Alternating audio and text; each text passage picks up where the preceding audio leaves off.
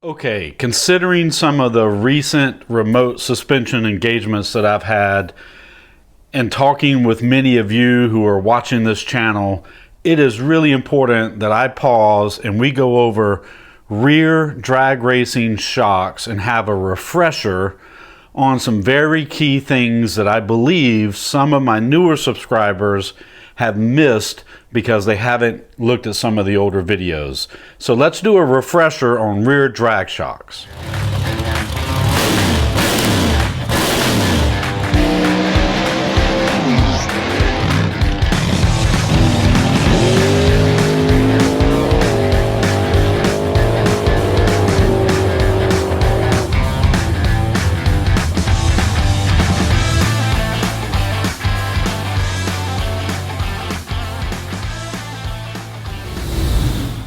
Hey, welcome back to Kevin Wilson SBC. I'm excited to be doing this video on refresher for rear drag shocks. It is amazing how big the response has been for the remote suspension tuning, and I really enjoy working with each of you. The services that I offer on my website are only 3 services, and I had to narrow them down some, but they have been very fun, and I meet a lot of great people. Let's jump in and talk about the rear shocks on a drag car, and let's do some refreshing on some pretty key fundamental things that will lay the foundation for you to leave some comments, ask some specific questions, and I will continue to build on that. My goal is that I put out enough content that you don't need to even hire me for remote suspension tuning, that you begin to understand it enough that you're comfortable tuning your own drag car and having more confidence in what you're doing with the entire combination and keeping things in balance. The very first thing that I want to cover is the shock installed height. This is really fundamental to everything about your drag car once you hit it on the line and make your pass. And when I talk installed height, it is literally what is the measurement from the top eyelet to the bottom eyelet where the shock bolts together or has its washers and nuts compressing it. What's the distance between those 2 eyelets or those 2 mount points with the shock installed in your drag car and the car race ready with you in it, ready to make a pass? What are those measurements? And then based on that, I can then understand what's the fully compressed height of your shocks and the fully extended height of your shocks. And those are 3 fundamental measurements. So fully compressed, and the compression is with the shock fully compressed, and the rebound or the extension, so compression and bump are the same thing. Rebound and extension are the same thing. So compression is what's the shock fully compressed, what's this distance? Fully extended, what's that distance? And then what's the distance of that measurement with the shock installed in your car? With it in your drag car or street car or whatever you want to call it, that is the installed height. With no prep racing, street racing, you're going to benefit from having a rear shock with more travel than a prepped car, a prep track car, like a bracket car or a sportsman car, cars that are predominantly going to run on a drag strip where the strip is at least prepped for big tire slick cars. And I'm not even talking radial prep right now, but the no prep and the radials, especially the radials, need a shock or will benefit from a shock with more travel than a big tire or small tire slick car. Take a small tire no prep car. If that car were on a prep track, and generally for a big tire slick car that runs on a prep track, generally 4 to 5, maybe 6 inches of shock travel, you're going to be fine. But when you get into the radial world, then 9, 10, 11 inches of shock travel on the rear is not uncommon, and even more than that in cases. It's also important to understand in the no prep world, on the rear, now this video is all about rear shocks. We'll do a front shock refresher after this. Everything I'm talking about is rear shocks for now. But in the no prep world, I'm going to want some more shock travel than you might would have in that same car that's on a drag strip or a prepped surface. With the coilover springs, and you guys know, if you've worked with me at all, I'm not a huge fan of stock pigtail springs or stock location springs.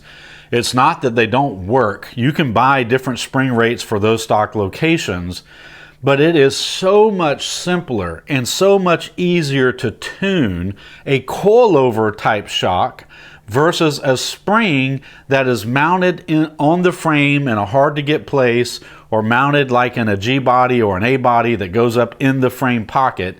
Those springs are not as easy to tune as if you had a shock with a coilover spring. A lot of my subscribers and people who leave comments love to talk in absolutes.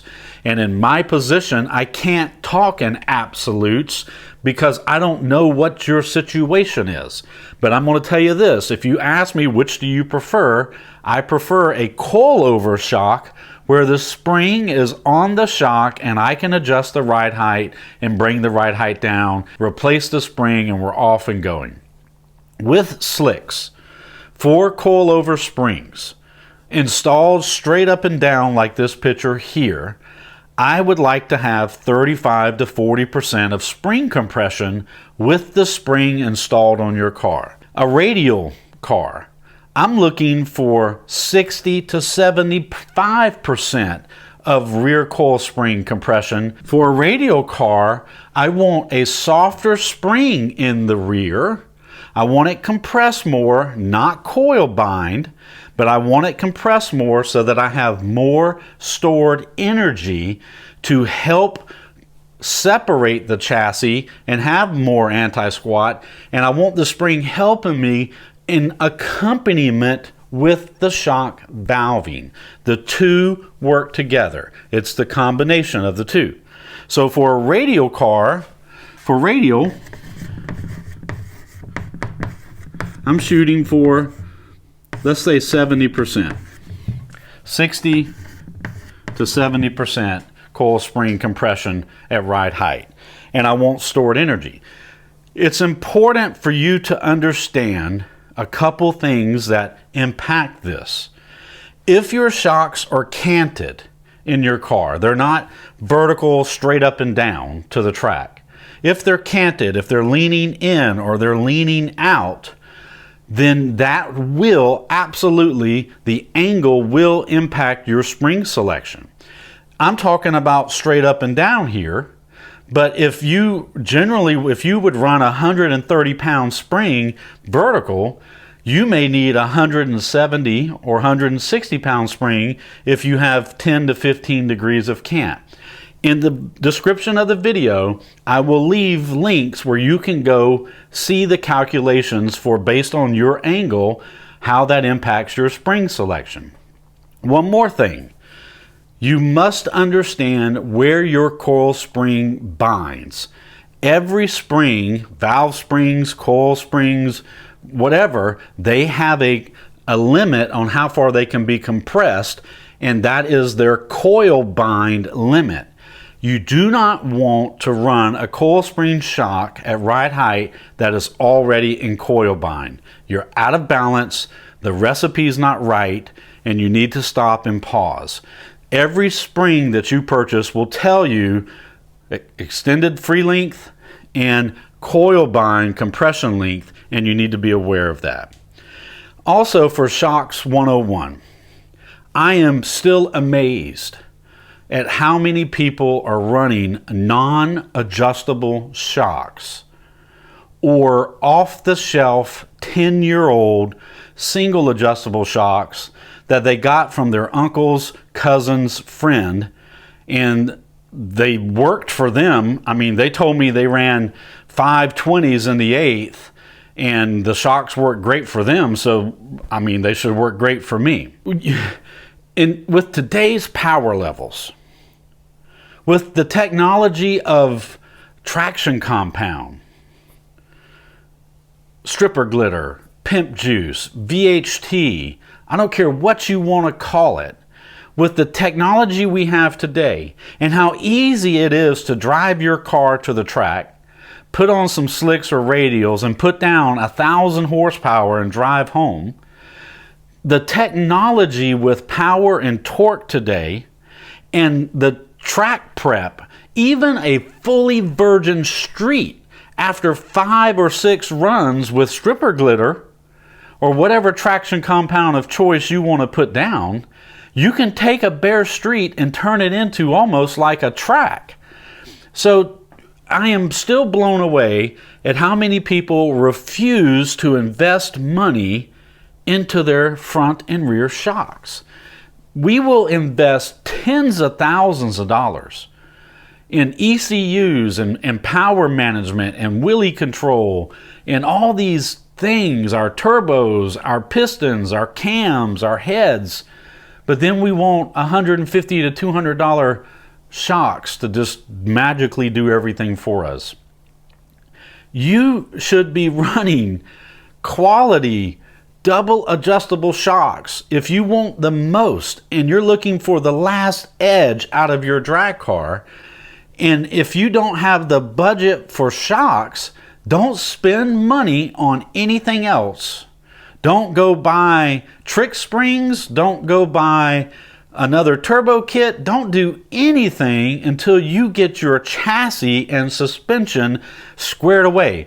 That's almost like building a 15 to 2,000 horsepower Chevrolet, big block Chevrolet, small block Chevrolet, or LS motor, and expecting a stock crank and stock rods and cast iron pistons to take 60 pounds of boost. The one place you don't cheap out on your engine is the bottom end. You build as strong a bottom end as you can afford, and usually you go over budget on the crank rods and pistons and block. That's the foundation of everything for that power plant. Your suspension, which includes your shocks, they are the foundation for you and your drag car and the power you're trying to apply to your slicks or radials. They are foundational.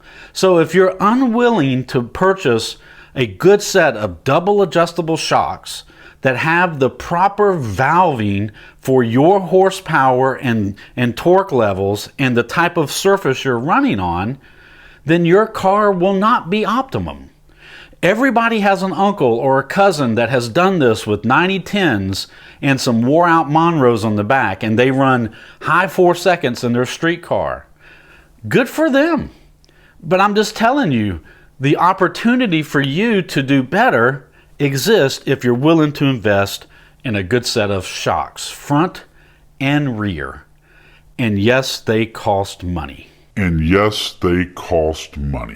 Let's change gears just a little bit. We're still talking refresher stuff here. And in the links below in the description, I will have links to some of my original videos that cover exactly some of these same things. When it comes to, all right, I'm going to move on from non-adjustable or single adjustable shocks from here on out. I'm not going to address them any further in this video. With double adjustable shocks, or triple adjustable shocks, or more than triple adjustable shocks, I've had a lot of people ask me, why do you always recommend double? Why not triple? Why not quad adjustable? Hey, the more adjustments we have, the more tunability we have. But what I'm finding is that 95% of the people I deal with struggle with compression and rebound knobs.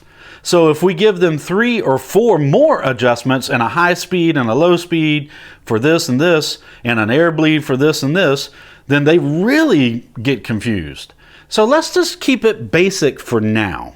Double adjustable. You have a compression and a rebound adjustment, and the two are independent of each other. Let's talk about slicks, and then we're going to talk about radials. For a slick, especially a big tire slick, you will need enough rebound valving, more rebound valving than you will get from an off-the-shelf double digressive shock. And if you don't understand a double digressive shock, then you can Google it. I'll have some links in the description. But for instance, most of your off-the-shelf shocks for street and some strip use, they have what's called double digressive valving. And when it comes to serious drag racing and drag racing applications where you're trying to put down 1,000 or more horsepower, or even 800 or more horsepower with a trans brake on a track that's prepped, and you have ladder bars, or you have 4 links that you're going to run a pretty aggressive instant center on, you're going to need a shock with some pretty custom rebound valving. Now, the compression valving can be more forgiving on a big tire slick car, but you've got to have enough rebound control on your shock to control how fast that shock extends. And there will be times where you don't want the shock to extend hardly any on the hit, which in that case, when the suspension can't extend, it's actually going to pull some weight over the rear and use some of the compression valving of the shock. But for a slick car, especially a big tire slick car, you need to work with your shock manufacturer. You need to give Jerry a call at Penske, and you need to tell him you're running a slick car at these levels, and here's the kind of instant center or ladder bar or leaf spring setup you have, or independent rear suspension that you have. And then you need to understand the rebound valving is going to be very critical to not crush the sidewall of that slick. When I first put the blown motor in the 48 Ford, and I went out with the QA1 DD501, you know, I went out there and I completely blew past the rebound valving on those shocks. And I ended up maxing out, going all the way on the rebound valving, and it still blew past that rebound valving and just distorted the side of the slick. I was up to almost 14 pounds of air pressure in a big tire slick car, which in that case you're getting a little dangerous, because you got to remember on the top end, all that air pressure can make the car get loose. You're trying to find a happy medium in air pressure where you can get the proper wheel speed on the hit, but keep the slick hooked up at 130, 140, 150 miles an hour on the top end. I quickly found out that the compression valving in the Q01s did okay. Now, these weren't the mod series. These were the off-the-shelf DD501 shocks. The compression valving would do okay holding that, but the rebound valving needed a lot of work. That's when I got a hold of Jerry at Penske, and we custom built a set of Penske 7500 series double adjustable shocks. And here's the rebound graph. Here's the dyno graph that will show you how aggressive the rebound is on the bottom of this graph. You can see how this looks, and I have a video that tells you and teaches you how to read a dyno graph. On a radial car, the rebound valving is absolutely critical. As we all know, we're separating the rear end all the way through the run. So the rebound valving needs to not top out on the hit. You need to have some rebound valving that will control and allow the separation to come in, and you're trying to get the rebound and the extension fully extended throughout the first 2 seconds, 2.5 seconds of the run. Some guys want it slower than that. It depends on your car. There are some guys that are extending their shocks within the first 1.5 to 2 seconds. What you don't want, though, is the shock to extend immediately on the hit within the first half second, and then the shock has nowhere to go but compress. Now you've upset the chassis, and the radial, as soon as it gets wheel speed, you're up in smoke. On the radial, though, the rebound's important, and compression is going to be more aggressive than a big tire slick. And it makes sense, right? You're extending and separating the chassis. You're trying everything you can to keep that radial shoved down to the track or the street. And you need enough compression valving to not allow the shock to just compress under the load of the sidewall of the radial. So you need more aggressive compression valving to keep the radial planted to the track. I just wanted to pause and cover at a high level. These are not absolutes, but at a high level, some important points and differences between a slick valved shock and a radial valved shock. All right, now let's break this down a little bit further, and I want to talk a little more specifics about features of a rear drag racing shock. First of all, and I'm going to use Penske because Penske is the shock manufacturer who rescued me with the 48. Jerry spent time with me on the phone like he does with every customer that reaches out to him, and he invested in me.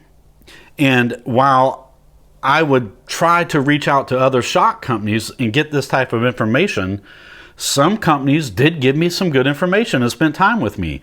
Eric at AFCO spent time with me, and he and I talked a good bit back and forth. I talked to the people at Santuff a little bit. Strange Engineering spent time with me on the phone. I had a comment the other day where a subscriber said, hey, you don't talk about Strange Engineering shocks a lot. But Strange Engineering, I don't have any issues with their shocks. I like their Ultraline series. And with Strange Engineering, you probably need to be talking to them about their Pro Mod valving. And they don't advertise that a lot anymore. But if you ask specifically about their Pro Mod valving, and you get the right person, they can help you with Pro Mod valving. And what that means is they are able to put a lot more valving in the rebound side of their shock. Anyways, I digress. Let's focus on what I know the best, and that's Penske racing shocks. You can have the option with other manufacturers to not have a nitrogen gas charged shock. With the Penske 7500s and the Penske 8300s, and obviously they're higher end, but let's keep this focused on 7500 and 8300 series shocks. My Penske 7500s have a gas charged chamber that's built into the compression end of the shock. So on the 7500s, I have a compression adjustment down here on the bottom of the shock. So I have a little Allen screw here, and on the other side, I have a Schrader valve. And then my rebound adjustment is up here on the top of the shock. So I have the two Allen head adjustments on my shocks. I did not have the twist clicker type on the rebound. But the nitrogen charged shocks have a huge advantage in my opinion. And what a nitrogen charged shock does is it helps stop cavitation on the compression side of the shock. And if you're not careful, when you extend the shock and then you start trying to compress the shock, you have a void that can be created on the compression side, and that void will allow some pretty fast compression movements before it burps or catches up with the void. A nitrogen charged shock helps avoid that and keeps the fluid that is helping the compression valving contained and in check throughout the motion, the compression and rebound of the shock. So I believe the nitrogen charged shocks are worth investigating.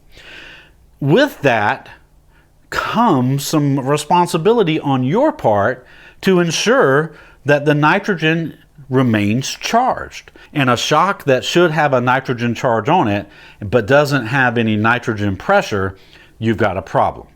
So in the description of this video, there's a little shuttle valve that I purchased because in the 7500s, this nitrogen chamber is built into the shock body, which does take away some of your stroke of the shock. And I'm going to talk more about the piggyback canister in just a minute. But I maintain 65 to 70 psi of nitrogen pressure on my shocks. and you should get in the habit of checking your shocks before you start your drag racing day at the track. That means that I take with me a small bottle of nitrogen and a long air hose and my shuttle gauge so that if I need to add some, I can add some at the track. That goes with me every time the car goes to the track. That's just something you should get in the habit of doing. Also, this chamber is not very big. I mean, there's not a lot of volume of nitrogen. And I'm just going to say this. I don't use CO2 and I don't use compressed air. In a bind, you use whatever you can get your hand on. I would rather you use compressed air and get your pressure back on the hydraulic fluid than not having anything. But like I said, I bought a nitrogen bottle, just a small bottle. It's not a massive bottle. I can't remember what size it is. I bought the proper regulator, and I got about 40 foot of coiled up hose with an air chuck on the end where I can check that. When you check this though, you really should use the valve that's in the description of this video. If you just put like a regular air chuck on there and check the air pressure and then pull it off, you're losing nitrogen just checking it. And if you're not careful and you pop that valve on there 2 or 3 times, you can go from 70 pounds of pressure to 50 just from a couple checks because of the volume that the air pressure gauge takes away from the shock.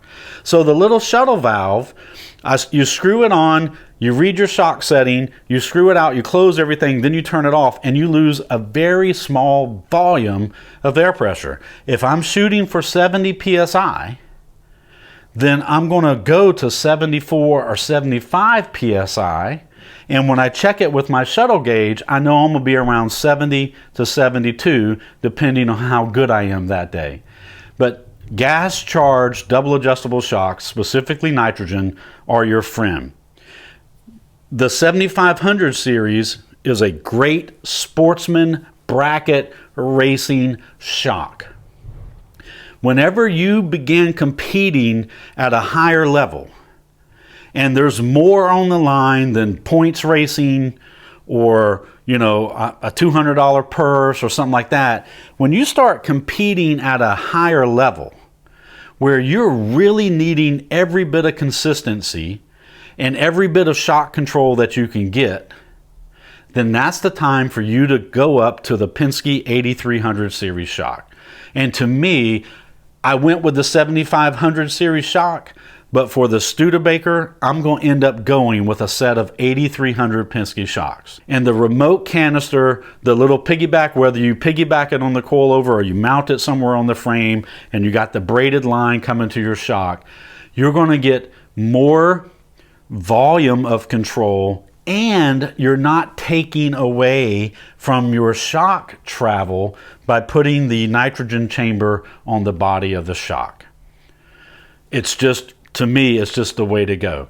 Also, with the 7500 and 8300, you can go with what we call the air-assisted rebound valving. And if you are really putting down extreme amounts of power, and you're really needing all the rebound control you can get, especially with a big tire slick car, where you're making gobs of horsepower and torque, then you can add an air option to the rebound valving, where with the air option, you have the ability to have extreme amounts of rebound force of resistance on the hit to control the slick on the hit, to not overwhelm the slick. But once you get out in the run, you can bleed that air pressure off, and now you're working with the mechanical shock valving built into the shock. So you can have a softer rebound valving to keep better control on the top end and not allow your car to really start bouncing. You can have some very aggressive rebound control with air-assisted rebound valving on the hit, and let's say in the first 150, 200 feet, once your car settles and you get up on the slick, you can bleed that off so that on the top end, you're not as aggressive on your rebound valving. The air assisted shocks is amazing. I mean, you really, the technology and how far that's come is absolutely amazing. Now, I have some guys who ask me, what about these triple adjustable options? Well, that's a great question. The triple adjustable, mainly we're talking compression, the compression valving of your shock. You get a high speed and a low speed separate adjustment for the compression valving. And with these, you can tune for various tracks, various track transitions. Some tracks have a bump in them. Some tracks transition differently from concrete to asphalt, or asphalt to concrete, or asphalt to potholes, whatever you want to call it. And you get more options for high speed movements versus low speed movements. And you can imagine a car that leaves the line with 1,000 foot-pounds of torque and how high speed those shock movements are versus a car going down the track and you hit a bump. Now, to us, it still feels like a high speed movement, but 2 to 3 inches of movement per second versus 7, 8 to 10 inches per second of velocity is very different to the shock. So when you have triple adjustment options, there's just more fine-tuning control that you have in your shock. And Jerry at Penske Racing Shocks can help you through all of these decisions. I'm going to tell you straight up. Jerry will tell you flat out, you don't need that for your situation. But if you want to spend the money on it, or you think you're going to grow into that, let's add it now. He wants you to be happy, and he wants you to get in the shock that meets your budget and meets your car's needs. Now, the 7500 series is an excellent shock. Like I said, for bracket racing and for more of your weekend racing, it will absolutely do what you need it to do. Not only that, the Penske shocks are user rebuildable. For that matter, if you don't like the way Jerry valves your shock, you can work with other companies. They can valve your Penske shocks for you. You can valve your Penske shocks if you want to. When you want to move up, though, and you're really starting to get serious, and you have a car that is making some serious power and you need it to be consistent, and you're looking for consistency on every run, then you really need to be looking at the 8300 series shock, which is what I will be doing on the Studebaker. The 48 Ford with the 7500 series shock that Jerry custom valved for me, with the mechanical valving in that shock, it absolutely held the car. You're talking about a 3,500 pound car that is not set up for big tire slicks. It was designed for street racing with a very high center of gravity, etc. We've talked about that before. But those 7500s did what the QA1 double adjustables could not do, the off-the-shelf shocks. And I could run consistent 118, 119, 60 foots in the 48 Ford all day long, leaving on an idle. I never did trans brake the 48 with the Turbo 400 first gear and how much torque that blower motor put out. I mean, I just never really tried it. I just went up there, let the car idle, and stabbed it on the line. And it left like a freaking banshee in the first 100 foot in that freaking non-aerodynamic boat that we call it a 48 Ford Coupe. So I wanted to talk some specifics for you because I get so many questions about, well, you talk about Penske, which Penske shock should I be looking at? Well, that depends on your use case. We're going to start at the 7500, but if your budget will let you and you are that serious about your drag car, let's just go to the 8300 and let's put the right options on there, because now you have a shock that will go with you for life. If you stay in a big tire car and you ever sell your drag car, then the 8300s are the type of shock that you're going to take off, and you're going to tell the guy, look, you need to get your own shocks, but these 8300s are staying with me. But if they want the 8300s, then they're going to pay a better price for the car with the Penske 8300s on there. I'm just telling you that The 7500s work for me on the Studebaker as we get more serious, and I'm going to be upping the boost. I want to get to 30 to 35 pounds of boost on the Studebaker. I will be going to the 8300 Penske shocks for that kind of power level and keeping that kind of control of the rear end. Let's wrap this up. So we covered some very basic fundamentals: shock installed height, coil spring compression. If the shock is canted, you need to take that into account for your coil spring. And your shock manufacturer needs to know that your shock is not vertical up and down, that there may be some cant. It may be 10, 15, 20 degrees canted over, 30 degrees canted over. You need to share all that, especially with Jerry, if you want to buy some Penske shocks, so that he can take all that into consideration with your drag car. We talked about double adjustable and triple adjustable. Get the double adjustable as a minimum. Please get away from non-adjustable and single adjustable shocks that are 10, 12, 15 years old. Use the technology available to you today. And on the rear of your drag car, please, let's go at least double adjustable shocks on the rear. We talked about the baseline valving that you should be concerned about, whether you're a slick or a radial car.